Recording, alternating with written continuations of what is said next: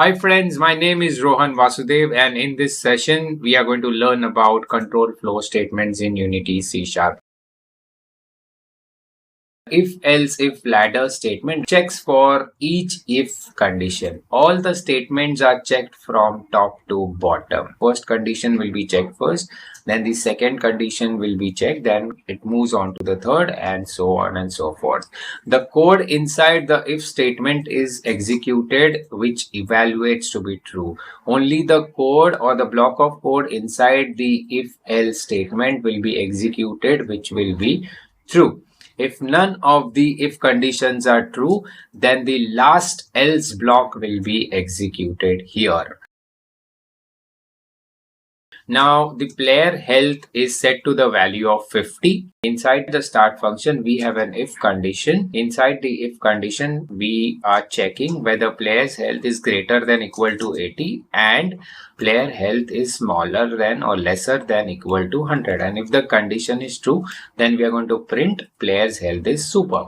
If the condition is false here, then it moves on to the else if statement here. Now again it checks for player health greater than equal to 60 and player health smaller than equal to 79.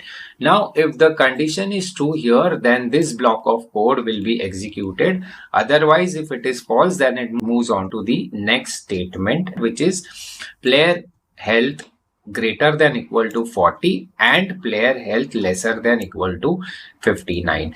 Again, if the condition is true here, then the block of code will be executed and player's health is not good will be printed in the Unity console. If the condition is false here, then it moves on to the else statement, and finally if all the conditions are false here, then lastly code inside the else statement player's health is in a bad state will be printed in the Unity console.